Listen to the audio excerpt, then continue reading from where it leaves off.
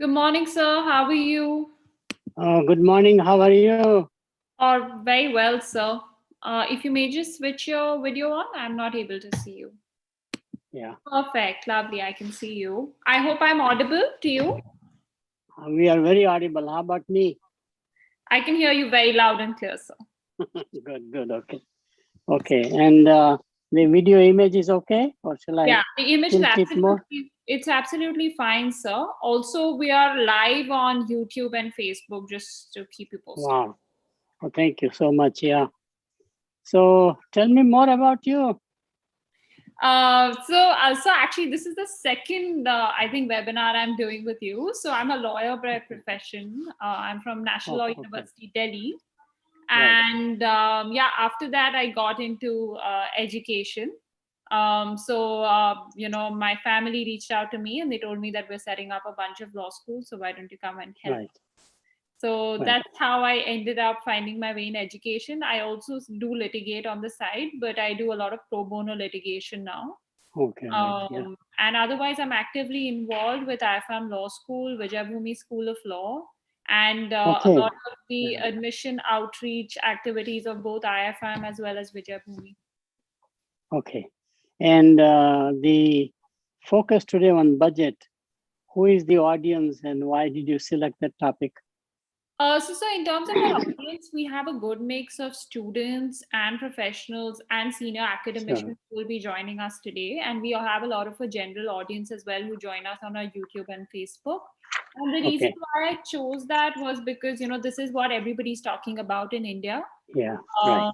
And obviously, in some ways, this budget has been fairly progressive. I mean, a lot of people are very happy to see the Right. kind of expenditure that the government is aiming with, into the various sectors, especially because of, the entire COVID-19 pandemic Yeah. and the fact that, Right. we needed a strong survival plan. So I thought Yeah. this would be a great idea to do it. Sure. Also, I feel that a lot of our audience is also students, and I personally feel that students are very scared of serious topics like budget, like they switch off. So I thought that Yeah. if we could do like a video and a conversation about it, it would definitely garner more interest amongst the student community.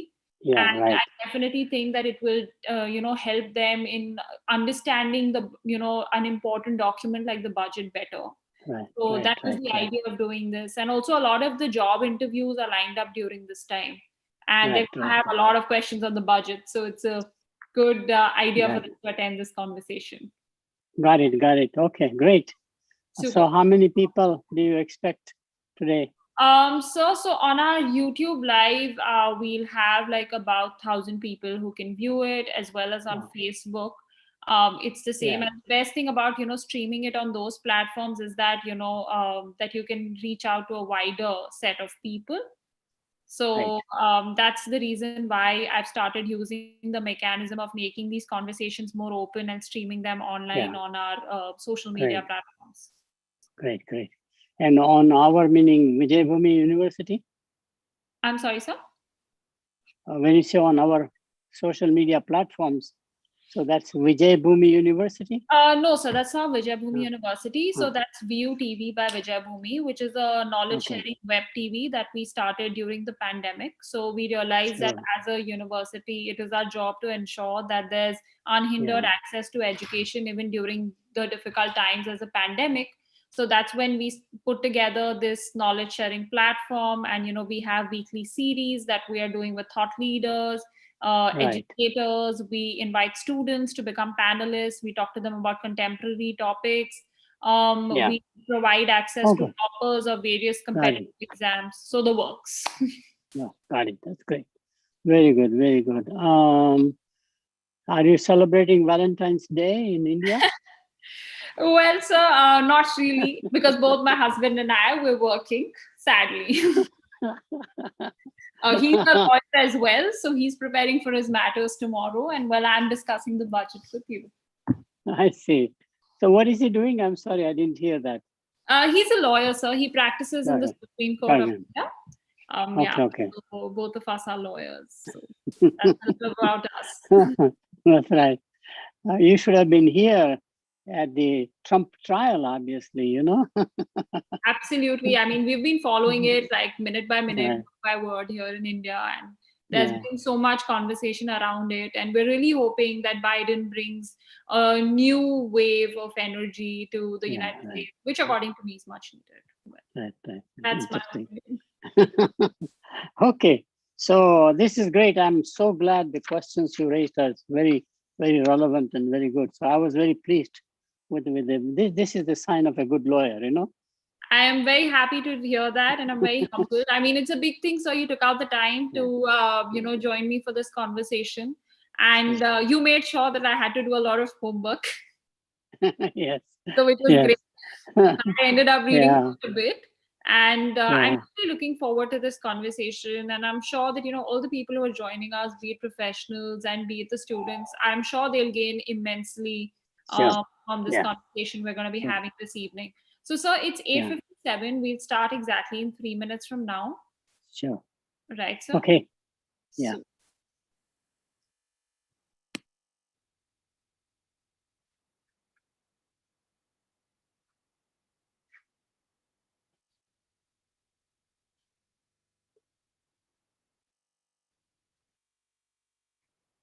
Make it more a conversation, you know, interact, put your own views, etc. It's fine.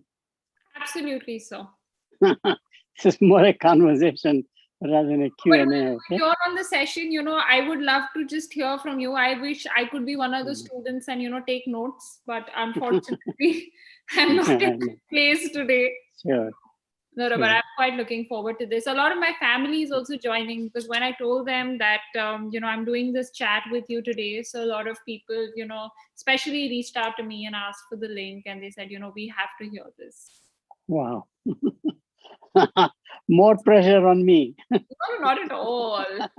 I've attended so many of your conversations. I just attended Yeah, your webinar on 11th as yeah, well, and you're yeah, so right, good at right. it. And it's Oh, always such a thank you. pleasure to hear you. Oh, thank you.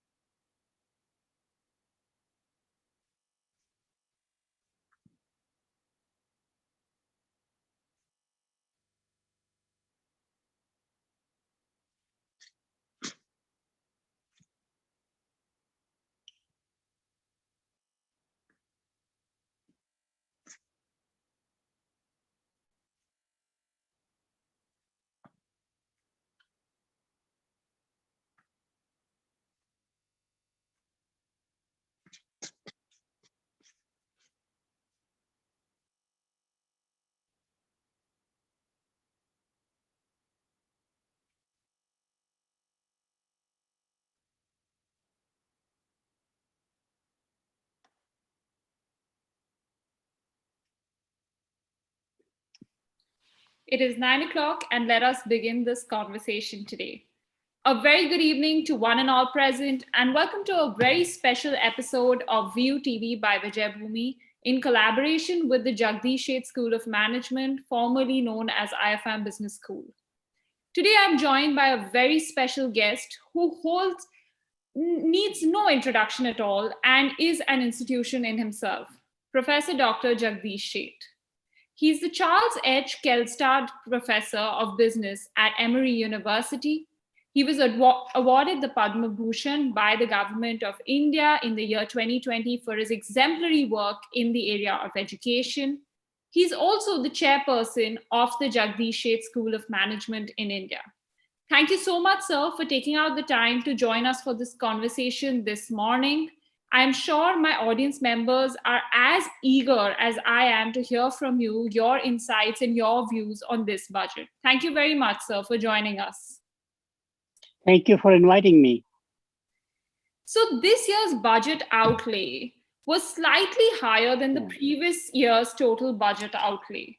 Now, that is the first observation that a lot of us made when we heard the finance minister Nirmala Sitaraman give her budget speech for this year. This budget witnessed more funds being directed towards development. Job creation through increased emphasis on infrastructure development, increased spend on health and wellness, importance of MSME sector was emphasized, labor reform and ease of doing business were some of the key themes in this year's budget. In today's conversation with Professor Dr. Jagdish Sheth, we will understand from him that whether this budget will effectively put India on the path of recovery post the pandemic. And second, will this budget propel India's global image in the world? Without further ado, I would like to begin this conversation with Sir. And my first Sure. question to him is this, that, Sir, when you actually heard the budget speech that was delivered by the Finance Minister, Nirmala Sitaraman, what were your first reactions? What did you feel that was this the ideal budget considering the economy, considering our economic position post the pandemic? If you may share some of your initial thoughts with us today. Yeah. To summarize the comment would be, to me, this budget looked like very pragmatic in the short term, making sure that the economy recovers. And there were certain elements on which the emphasis was given to increase the economy. And not as aspirational as people were expecting, like the budget of the decade or the budget of the century. And I'm glad that that was not done, because raising aspirational goals is fine, but it also raises expectations. If you don't meet, public disappoints, foreign investors disappoint, etc. So overall, I gave pretty much like a 7 marks on the budget out of 10, something like that. It is very well balanced budget, which was my second observation. It was balanced between different sectors of the economy rather than overemphasizing one sector at the expense of the other sector. And this balancing act is not easy, because you now have basically as a budget like a zero-sum game. And how do you allocate between the agriculture sector, the manufacturing sector, and obviously the, let's say, services sector, in addition to the obligations that you have for infrastructure building, defense, etc., etc. So I think it was well-balanced budget. The third observation is, I think, very important. It seems like budget ultimately, through all different avenues, is targeting the India's middle class. For example, the income tax relief that are giving in some sense, in terms of reporting, etc., which I'll come to in a moment, having less withholding tax on dividends, for example. So you have more cash going in the pockets of the middle class, which I think is very important, because if anything else, India has one of the largest middle classes in the world, and the middle class consumption behavior is changing from the unorganized to the organized sector, and from unbranded to branded sector, which means it is likely to create more economic growth and more economic recovery, essentially. And I think that's very important. Related to that one, and I will stop and we can have more conversation. I think one of the things that was not emphasized in the budget publicly, which is okay, I've been articulating this about a year now, last year's budget also. The biggest surprise we will have is that the budget may become less deficit than we realize, because the real income revenue source for the government will no longer be the income tax, either a corporate or individual, but GST. And as more economy consumes, larger the collection of GST by definition. To me, that will allow quite a lot for budget not to have the deficit that is right now targeted, but it can reduce. In fact, every month we see record amount of GST collected already because of digitization, computerization. But I think it's a question of more collection, more execution on the budget. That'll be very important. Absolutely, sir. And I think a lot of the views that you have just shared with us have actually been echoed by a lot of leading economists as well. And Right. the fact that you called it a balanced budget is also something that a lot of people have been lauding the Indian government for. Right. Now, which definitely brings me to the next set of more specific questions on this year's budget. Yes. Now, Tarun Chugh, the National General Secretary of the BJP, recently wrote, the government, through various measures, has ensured that Budget 2021-22 helps in improving the economy of India and also kickstart the industry which has been hit due to COVID-19. Do you agree with this statement, sir? I think overall I would agree that it'll kickstart the economy, as I mentioned, on the foundation of the middle class, essentially, which I think is very important. But the recovery, I don't think, will be uniform. Certain sectors will grow much faster than the others. And my own view is that the sector that will grow very fast is going to be surprisingly the consumer economy. And especially within consumer economy, the informal economy, the unorganized economy will take off immediately because it doesn't have any restrictions of any kind. Remember, it did not decline as much during the COVID phenomenon. It actually took over a lot of responsibility of serving the consumers through the informal mechanisms as opposed to formal. So informal will definitely rise in a significant way. I do believe that the segment that will not do well, or the second one that will rise very fast out of nowhere because of the COVID phenomenon accelerating, which is e-commerce. Companies like Flipkart, because unusual part in India was that e-commerce was more appealing to smaller towns as opposed to large metro areas. Because in smaller towns, you don't have too many choices. Correct. E-commerce fulfilled very, very well. And despite lack of modern infrastructure, let's say in terms of warehousing, cold storage, etc., we did a fantastic job. Even in the hardship of India, reaching those small populations, etc., was a very important phenomenon. So I think e-commerce will skyrocket because once people get used to having home delivery and the convenience, and of course, once you go e-commerce, it's all organized, it's all reported. So GST will be collected more even. You know? So I think everything is coming out very well. The sector that may not do very, very well, surprisingly, would be manufacturing. Right. Services is pretty much ready. Even it continued during the COVID phenomenon. People worked remotely from their homes. We had the PC, the network, the cell phones, the technology was there. But manufacturing will be a little harder, will come much slower than we expect. Right, sir. Absolutely. I think, I totally agree with your statement. And now that we're talking about the recovery part, I don't think we can miss out this fact, which is about job creation.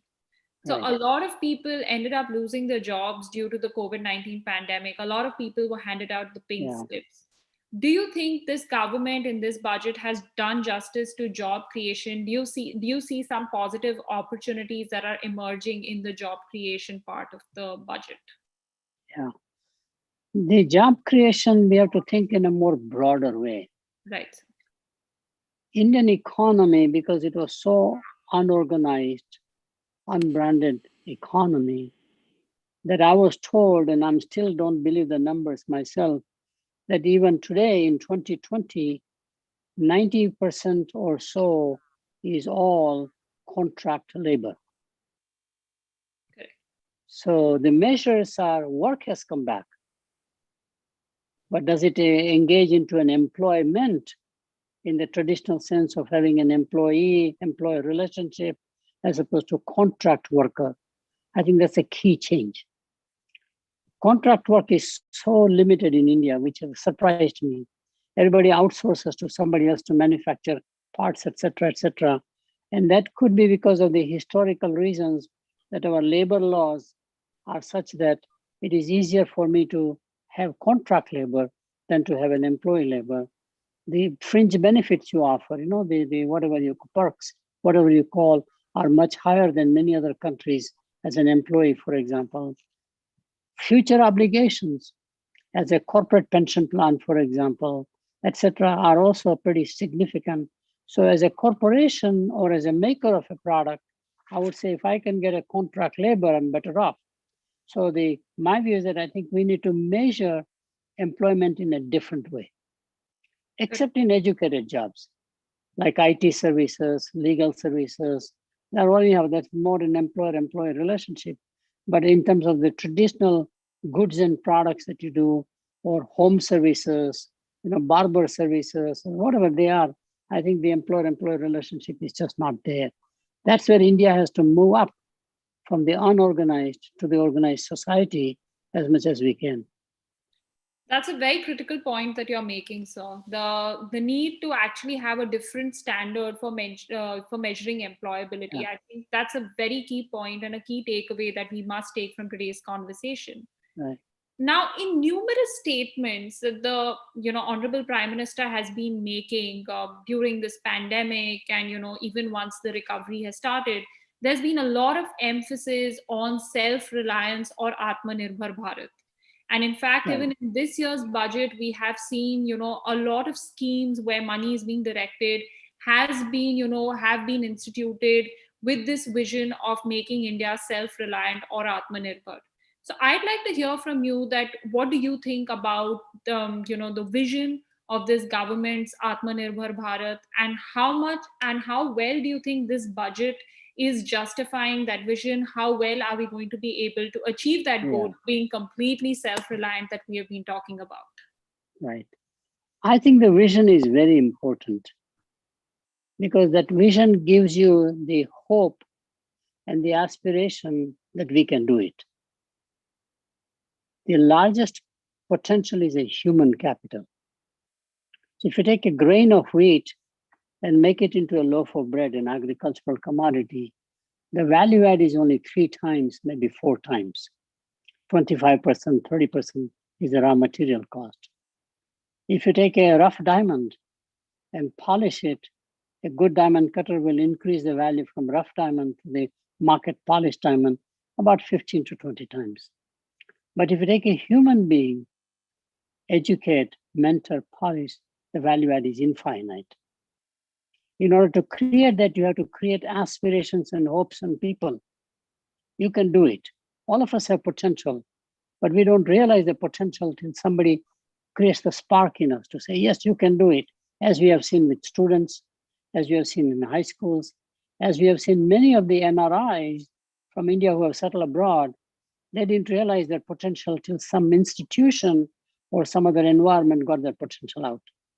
The question is, if all of us can do very well outside of India, why can't we do very well in India? Absolutely. And the time has come now. This is so. Self-reliance definition changes over time, which is the second point I wanted to make. After the independence, the self-reliance meant basically non-alignment. Correct. I don't want to depend my colonial power. I should not have a sort of the colonial mindset or colony mindset in many ways. That's the old definition. The new definition I would like to advocate, to me, self-reliance means I have a surplus, not sufficiency, but a surplus.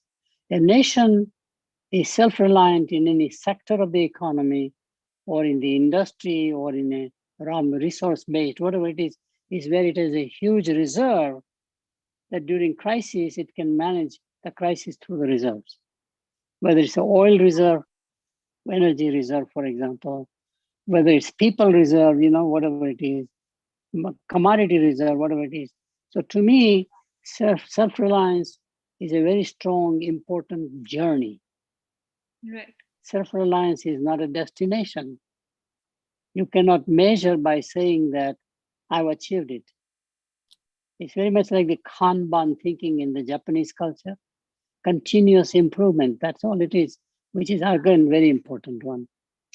Now, will this happen? I think it's possible. It'll be we are self-reliant in many areas, surprisingly. We don't talk about that one. My view is that we simply don't do enough marketing of what we do well. Correct. We are totally self-reliant in diamond. There's no other country can ever come because self-reliance means more than enough surplus. We export diamonds worldwide. We are very self-reliant in dairy products. No country produces as much milk and milk derivatives like a yogurt and ice cream, and no country consumes as much milk as we do. So we are self-reliant in dairy products, which is a key foundational commodity. We are self-reliant in services. I mean, we have enough manpower to do things. We don't have to import labor from other countries to teach us to do our work. Actually, we are net exporters. IT services alone is now a $150 billion export industry. I can go on and on and on, giving examples, but we are already self-reliant. The self-reliance is one place where we are not, which is very important. And that will lead to the question related to the budget. I think we are not self-reliant in terms of what I would call corporate R&D, not government R&D, but corporate R&D. Because we as a nation, basically we're a trading nation or a colony, export, import kinds of stuff. And we became a nation where we never invested the same companies who are major corporations. If you look at their R&D centers, they are not world-class. Correct. They have to admit that there is no way out but for us to invest X amount of revenue or net profits into the R&D side, where we create new technologies, we get the patents, and the world licenses that patent from us. Right. To me, that's very key element. So R&D, corporate R&D. So what can the government do to provide incentives, as we do for social special economic zones? We do a lot of incentives on that side by giving land, which is converted from agriculture to something else. Let's say institutional electronic city in Bangalore as an example, or GIFT, for example, in Ahmedabad. I can give you. Government does quite a lot for corporations, but can government target the corporation side, private sector, also state enterprises, to actually invest in R&D X% of their revenue or X% of their profits annually? Pretty much. I think that's very important. Absolutely, sir. And there is one key thing. Now, I can't stop myself from asking this from you, since you're such an eminent educator and a thought leader. So while we talk about, being self-reliant and about being Atmanirbhar, I also think this kind of a change also needs an attitude shift that needs to happen in the larger population. So Absolutely. what is your advice? Because, I think that's where, the educational institutions will play a very critical role, because they are the ones who are shaping the youth of this country.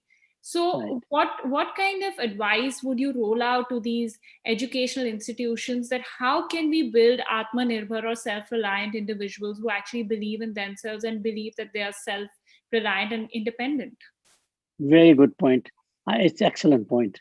And I think it is the change agent. If you focus on that one as a nation, one can bring about a significant, very rapid change. Absolutely. Yeah. If you look at the curriculum management, which I know well, but I'm sure it is true for engineering, it is true for medical sciences also. We are in a knowledge dissemination business right now. We teach classes, but knowledge was created in the Western world. Most of the textbooks in management are really textbooks written by either Europeans, but more likely Americans. If you take in my discipline of marketing, for example, textbooks in marketing management, it is Philip Kotler localized, but it is not an Indian scholar writing a fantastic textbook, which is not only appropriate for India, but also outsiders use it. So we are not as strong in knowledge creation as we are in knowledge dissemination. Absolutely. So academic institutions have to create knowledge, not just surprisingly, not just in scholarly articles, because very few people read that. That's very good for generating research grant money. But to make an impact on a society, you have to have a knowledge that is generated, unique knowledge, unique frameworks, and disseminated through textbooks, college education phenomenon. That is very important. Now, it does happen. It's not as if it's not happening, but it is not to the level where Indian authors just dominate. I'm sorry to make one more point. I know I'm belaboring the point here. We are very good about that in fiction area. Correct. Our fiction writers are world class. Not only Salman Rushdie, Amitabh Ghosh, for example, just goes on and on. They win the Booker Prize. They win the Pulitzer Prize in the world, which is fascinating. These are all Indian originated authors. So why are we able to do so well in literature? This is all English. It's all in English. It's not like writing our Sanskrit things, ancient works. They're very contemporary also. And the world like to read the material. If we can do that in the case of fine arts or liberal arts, essentially, can we do that in the case of, for example, professional sciences like medicine, engineering, and management? Absolutely. I think those are some really key points that you have made there. And a lot of the educators who are joining us, I think this is very important. So while we do Right, see the budget from a very financial perspective, I think it's also important for us educators to right, realize that it gives us a direction of where the country is moving. And right. according to that, we sort of make sure that, we are molding the attitudes of our students so that they are able to Yeah, embrace this change and make the most of these right, opportunities. right, right. Now, before obviously everybody wants to hear from you on what is your view on the monies that have been allocated to the education sector. I Right. obviously have to ask you this because this was one of the biggest changes that happened last year in the education landscape of India, which was the national education policy. Policy. And I would love to hear from an eminent educator and an institution builder like yourself that what were your views on the national education policy, especially, with regards to the changes that have been proposed in the higher education sector. And I think with that, we can provide a good context to when we come to discussing the budget, Yeah, especially the right, education part of it. right. National education policy, it was very liberating in my mind. It's like the nation was in a prison from an education viewpoint, which means approval processes, the systems, the credit transfers, and suddenly it's liberated. You got people out of the prison, essentially. That's the first thought I thought. It Right. allowed all the flexibility that you need, because if you don't have the flexibility, we are wasting national resources, especially in higher education. So you can build the foundations on a traditional model as we have like government schools, private schools, missionary schools, whatever they are. But I think higher education is where the flexibility was needed because it's a very expensive proposition at a higher education. And so allowing the freedom for the student to carry the credits, having the inter-institutional acceptability of what you do, transfer possibilities, sharing of the resources in many ways, cross-disciplinary. It basically removes all the barriers and the boundaries that you have. I think that was very important in my mind. I also think that it is allowing the flexibility to say we will be more and more driven by student-centric approach. What is in it from a student viewpoint, not necessarily from the institution organizers or the faculty viewpoint, which I thought was somewhat interesting. Although in the education building, like in healthcare, patient does not know everything. So you have to go, bedside manners are fine the way you teach it, but the knowledge itself student does not know. So I'm sort of, you cannot be too much student centric. You have to be student sensitive. I agree, but understanding their ethos, having an empathy and all this stuff. So I think in that regard, I think it's a great place. It'll allow more collaborations across institutions and encouraging institutions to become full-blown universities rather than remain specialized will unlock the potential quite a lot. And let me make a last comment. I'm sorry, I'm belaboring the point No, no, again, please, sir, please but go on. yeah, the real unlocking will take place among the government institutions, Correct. not as much private sector, which is already ahead of the game anyhow. But if you take the IIT as a platform, and if you make IIT a university, has it been done? Of course, Caltech was a polytechnic. Today, it's a world-class university in the world. Carnegie Mellon was a polytechnic. Carnegie Mellon University is a world-class university. While you start in engineering primarily, but you can become a great institution beyond engineering, as Georgia Tech shows in America. Other countries are the same things. I mean, England has several of those. So worldwide, how do you therefore motivate the institution like IIT as a platform to become more multidisciplinary and surprisingly also go globally if possible? If Right. IIT is think about the brain power of this country from high school, preparing for 1 year, strictly merit-based, how hard it is to get into IITs. Surprisingly, people who don't get accepted in IIT come to the world-class institutions like MIT. Isn't that ironic in many ways? So to me, we have the demand out there. It can be shaped by having education across disciplines. And that'll be true for IIMs also in management, I think so. That'll be true for medical schools the same way. National Law School that you have gone to, for Absolutely. example. The law schools will totally be interdisciplinary Exactly. now, which I think is Right. going to be a big up for the quality of lawyers that we are also producing. Right? Absolutely. I think Absolutely. I think we all agree that education needs to be interdisciplinary, and that's something that's been recognized at the Yeah. heart of the policy. And I Yeah. also feel that, you very rightly said, I think for all of us, this, when we read about, what the national education policy was aiming to do, I mean, in sorts, we definitely felt that we were being liberated from the Yeah. old colonial thoughts and perspectives on education. And we also Right. felt that, the entire this student centric approach that was being promoted through it, I mean, that's clearly the need of the hour. So if that Right. is Right. available in institutions all across the world, why should it not happen in a country like India where we have such a booming youth population?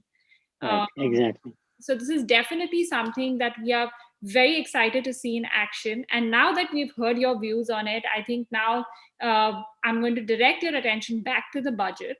Now, one of the most remarkable things in terms of education, and the highlight, if I so were to say, in terms of the education sector in this time's budget, was when the finance minister Nirmala Sitaraman announced that the National Research Foundation Right. outlay will be of 50,000 crores over 5 years. Huge sum of money, and most importantly, research taking prominence in the budget. Now, is this the way forward for India to build the research ecosystem that we have been lacking? Would love to hear your insights on this. No, I totally agree. I think, again, the nation has taken a stand that we have to be in the business of knowledge generation, new knowledge creation by having this research fund, National Research Foundation. This is how US came along about 100 years ago, pretty much. They established the National Science Foundation to focus on science, National Institute of Health, which is a major agency for funding on the healthcare, for example. You have the land grant universities, again, major investment to create new research in agricultural sector. This is fascinating. So I think we are on the right path. Question is it enough? Given the size of the nation and the country, given the budget constraints and all the stuff. My view is that whatever you invest is not enough. That's the way I look at it. So whatever you invest, it's nice to have a good start, but this is where I thought the budget was more modest than it should be. Right. 50,000 crores sounds a good money, but we are in the old money mindset in many ways. This is where I think a lot greater amount can be distributed or given guidelines. And there are 2-3 angles. One angle is that this budget should be equally available for corporations. Correct. In fact, if you take the Bell Labs, which was AT&T, Bell Labs has won more Nobel Prizes than many other institutions. If you take IBM Labs, if you take the General Motors Tech Center, they all bid for government contracts, research contracts, like NSF, because they have scholars, they have PhDs. I was surprised when I found out at the time of the breakup of the Bell system. I was working at Bell Labs, 1984-85. Oh no, that's clearly one. Bell Labs had scientists who were both professors at universities like Princeton University in mathematics, etc., but they were top scientists. This blurring of the boundary between corporation and academic is very key in the process. I was also surprised that Procter & Gamble had more chemical scientists, engineers, 5 times bigger than MIT. So corporations also should be encouraged to compete for the grants. That's clearly one. Second one is the jury that decides on which grants to accept should have a higher bar to a level of excellence where it is rare to get it done right properly. In other words, anything you get a grant like NIH grant, automatically it can be publishable in a top journal like New England Journal of Medicine or JAMA, which is the Journal of the American Medical Association. Whatever the disciplines you are, chemistry journals, they're world-class journals. I think it has to raise a bar of excellence in terms of grant-giving mechanism. And third, it has to be transparent. Correct. Transparency is very important because after all, it's a government money. And therefore, there will be temptations to give the money in a way that may be more favoritism to one. It has to be merit-based. As we have done, IIT admissions are still merit-based. Right. IIM admissions are merit-based. We know how to do it. It's a question of can we do it properly? And therefore, the bureaucracy you create around grant giving has to be very importantly established. So it rises above all the state debates, national debates. It is truly a world-class entity in the way you ask for grant money, request for proposals, and in the way you evaluate them, in the way you monitor them, in the way what they deliver to the nation as a measure. Those are very important areas. Absolutely so. And I think transparency definitely has to be key when you're putting these kind of processes in place. Now, Right. you did place a lot of emphasis on quality. And when you talk about quality, I also think that there is a need in our country to attract more quality talent towards research, Yes. which I don't think we have been able to do a very good job at it, because generally we notice people in our generation, when the few who actually want to take the research route, they end up Right. going abroad to pursue research, as they feel that there are more opportunities that are available there.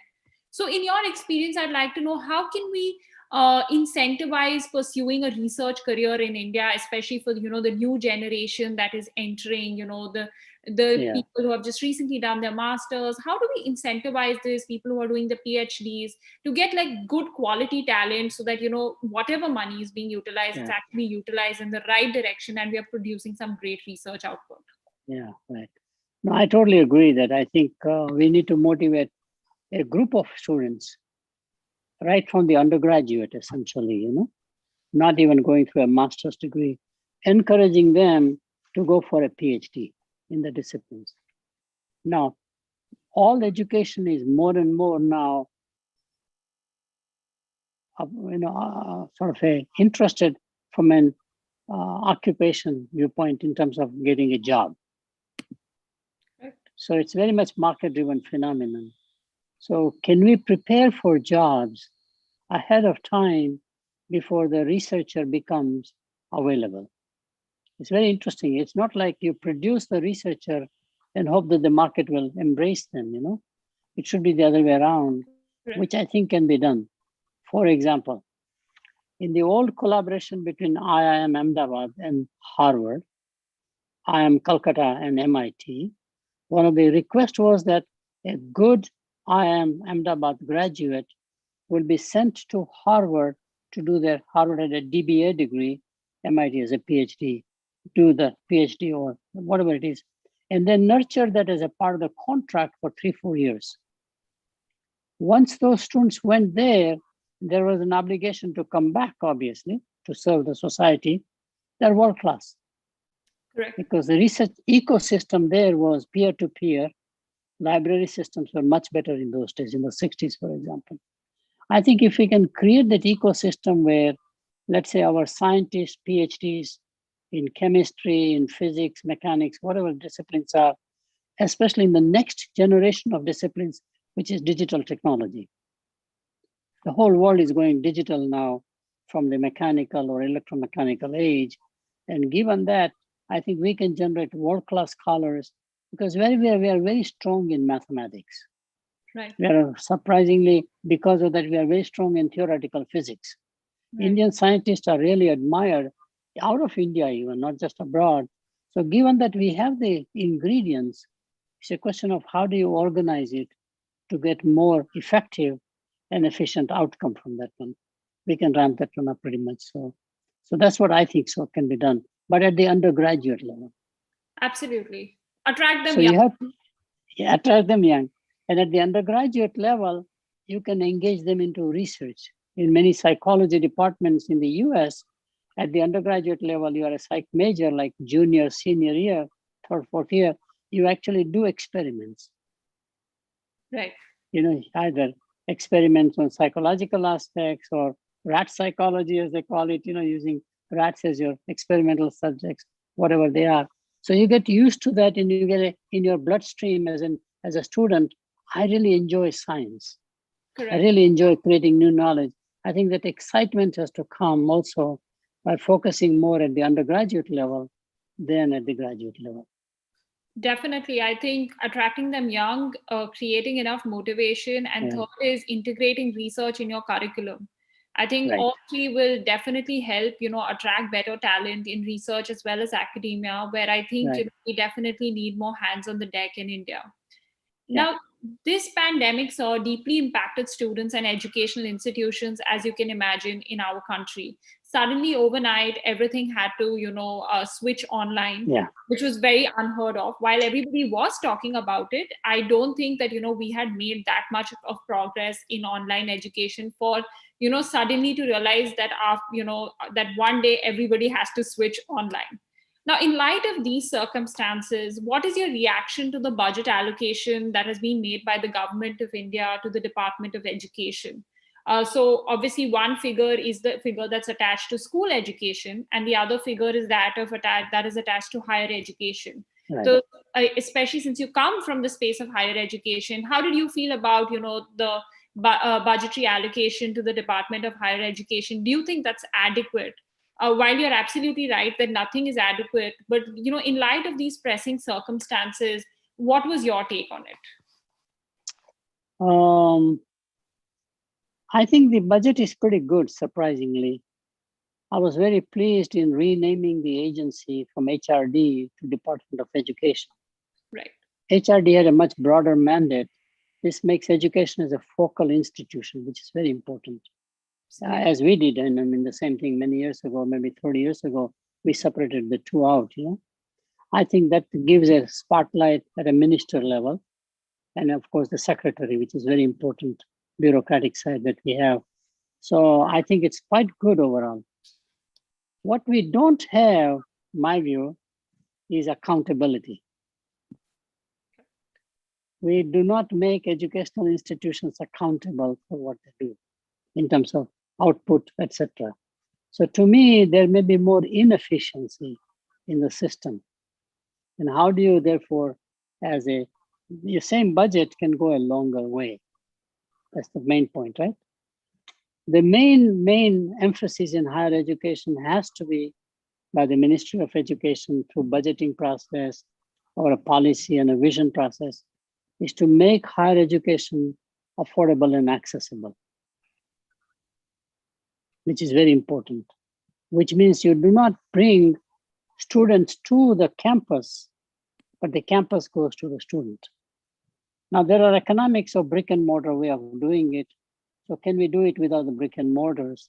So we have access and affordability in smaller towns where you cannot afford to have a university, for example, or only a specialty college, whatever it is. How do we create affordability and accessibility where technology may be very valuable? Remember, in many parts of the country, as it is true in Brazil, you have your factories in remote places. They are not in the cities. That's where the raw materials are. So there are managers there. So if you go to Dhanbad area in Bihar, in the old Bihar, where you had the colliery mining, right? You have a coal mine engineers, there are management people. How can we take education there? Right. Education is very important, not the students coming to the campus, but there are working professionals. How do we reach them? While they are working at the same time and learning part-time, all of this will require a technology platform. So I become more an advocate that what we had to do during pandemic, let it make it more mainstream. What was a peripheral, like a continuing education type stuff, make it core and physical get together maybe more peripheral in many ways. And that's one mechanism that I think so. I do believe that online education will grow much faster. Right. All universities are now. So Coursera was a key MOOC platform. edX is another big platform. I think they are actually disruptors and change agents. University of Phoenix, like for-profit organizations in America, which they dabbled, building campuses, renting places, creating like 250,000 students on a national level. Biggest campus actually was University of Phoenix. That kind of a replication may not be as possible as doing something on online education. So I become somewhat supporter of online education with all of the consequences, side effects of online education. We can avoid them or we can minimize them. Absolutely. So I think, especially because of this forced experimentation that we had during the COVID-19 pandemic, I think a lot of educators, even in India, were of the opinion that the hybrid model is here to stay. I mean, you cannot disregard online education totally, like be it school educators, be it higher educational institutions, educators, everybody felt that, we need a combination of both methods, which Right, I feel strongly, like you rightly said, would require more investments in the area of edtech by the government, right, which ensures that we have better technology platforms.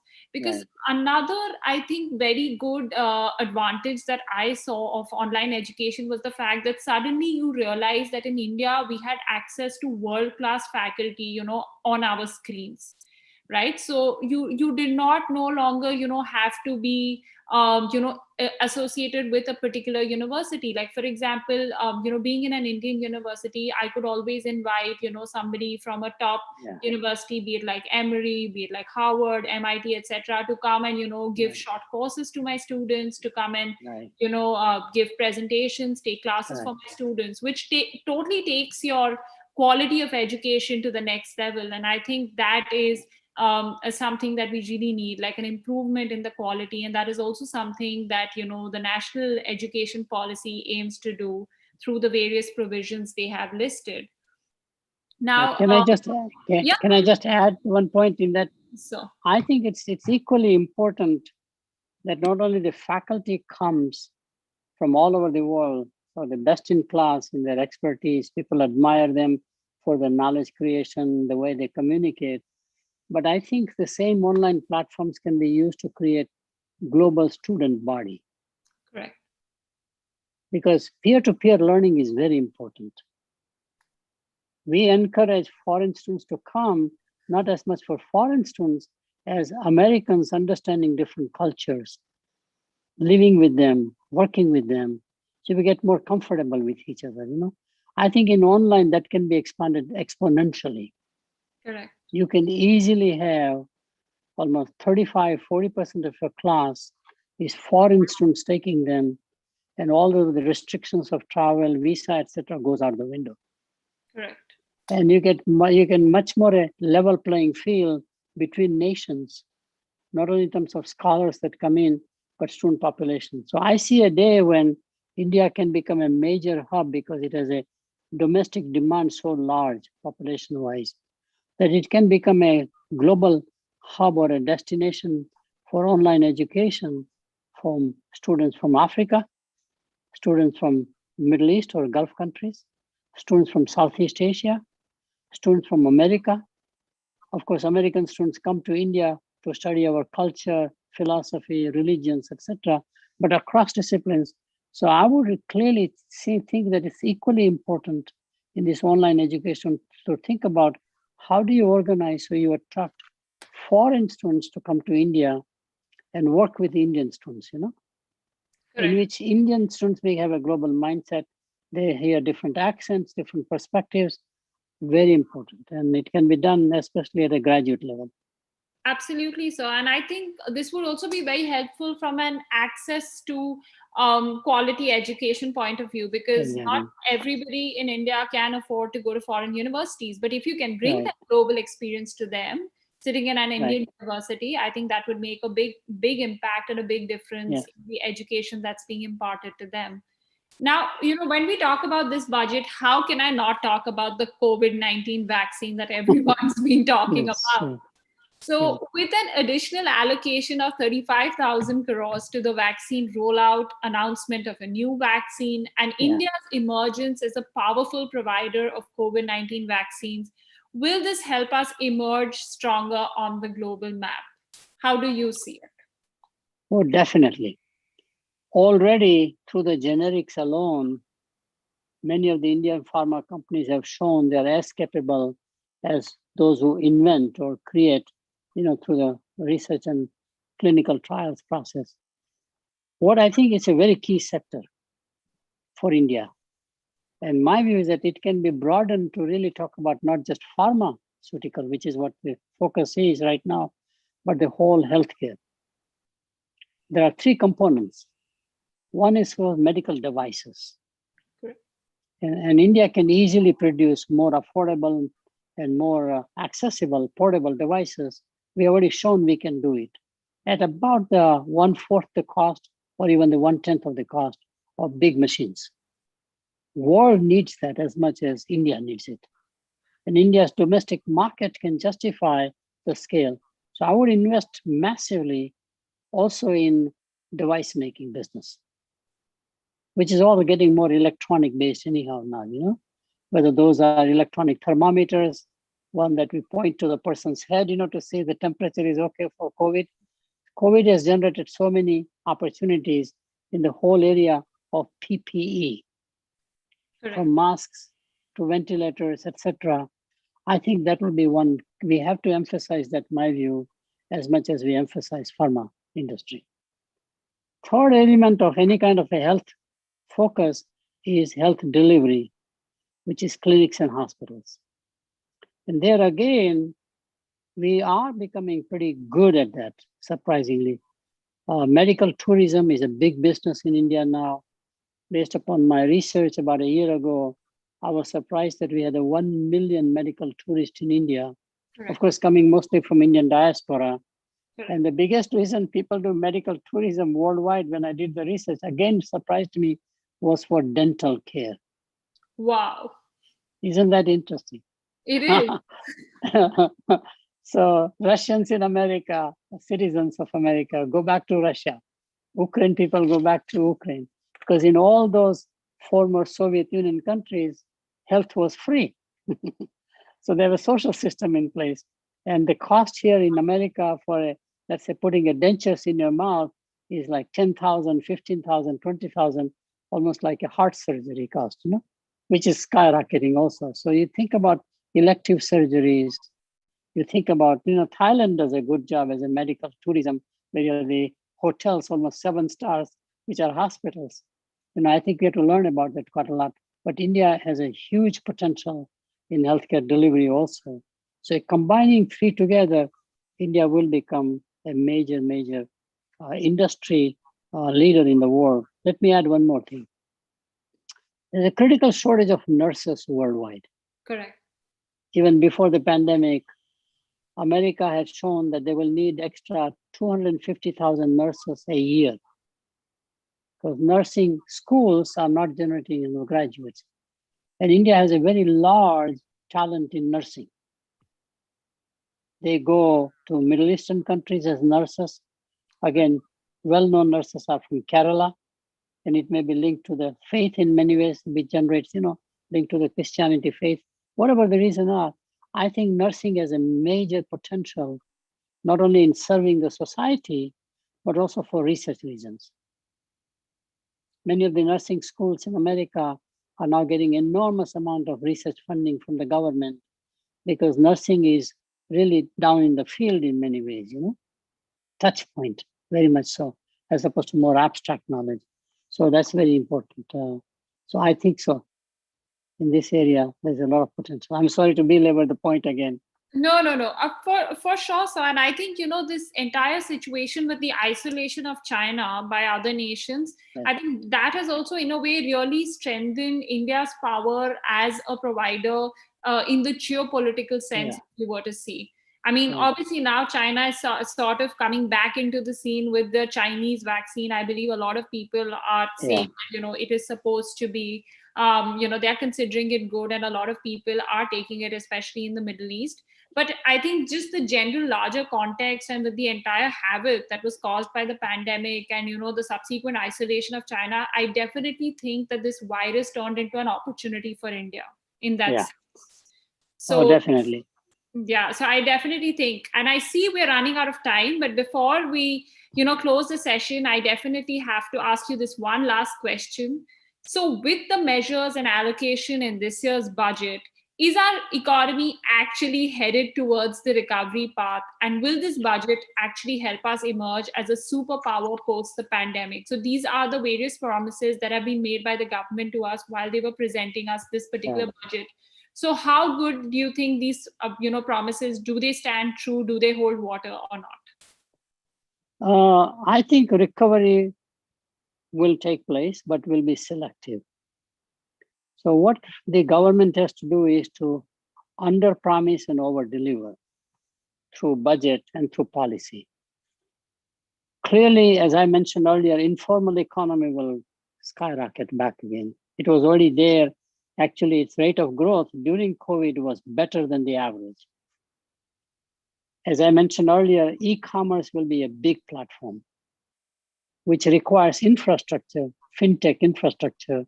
So something about a payment system, bypassing the credit cards, for example, which comes as a bottleneck in many ways. Can you improve on the credit system like Paytm kinds of companies, and what do we do? I think that's seamless operation in e-commerce. And e-commerce does not have to be limited to consumer markets. In fact, the largest e-commerce opportunity in India may be, and maybe even by policy can happen, would be B2B procurement. All business customers are now going online, ordering supplies, primarily, as opposed to the old way where the salesperson will come to the customer, take the order taking, then say, we will deliver you at a certain time. Everything is online. So what can the policy and the budget do, which ultimately turns out to be one thing and one thing only? Digitize, digitize, digitize. Absolutely. But it'll be selective. Again, organized retailing in terms of the way we know it, not online, but physical brick and mortar, like the shopping centers will have a slower time coming back. Correct. It'll take a while, partly because people are used to an alternative now. The convenience of ordering from home. So shopping center was a necessity. You had to go to the shopping center. So if the shopping centers can learn how to come to your home, store comes home kind of a notion, then it may survive. In fact, I have a paper on the future of retailing. In the US, it's very scary. Brick and mortar are collapsing like anything. And only those who are able to transition in omni-channel, which means I can deliver to your home, you can come and pick it up, or you can shop anywhere. Then only they're able to survive. So it's very fascinating. Absolutely. I totally agree with you. Digitization is the way forward, and e commerce is definitely going to throw in a lot of opportunities. And absolutely. And a lot of the other allied fields that I think we see with digitization, be it like data sciences, be it AI, Yeah. that's where a lot of the opportunities are. And on that note, I think we've had a wonderful conversation hearing from you, your insights on the budget. And I think I speak for everybody who's attended this conversation with me today. I think there's so much that we have learned from your perspective, from the well thought of and well articulated answers that you had to each of the questions that we threw at you. I was truly an honor and privilege to hosting you on this conversation. Thank you so much, sir, once again for taking out the time and being with us today. And thank you. You are a great host. Thank you. Thank you so much, sir. Thank you so much to all our audience members who have joined us on this Sunday evening. We hope you thoroughly enjoyed the conversation. This is your host, Kritika Padode Bhandari, signing off, and we'll see you again next week with a brand new episode. Thank you very much joining us. Stay safe, everybody. Thank you. Thank you, sir. Bye-bye. Bye. Thank you.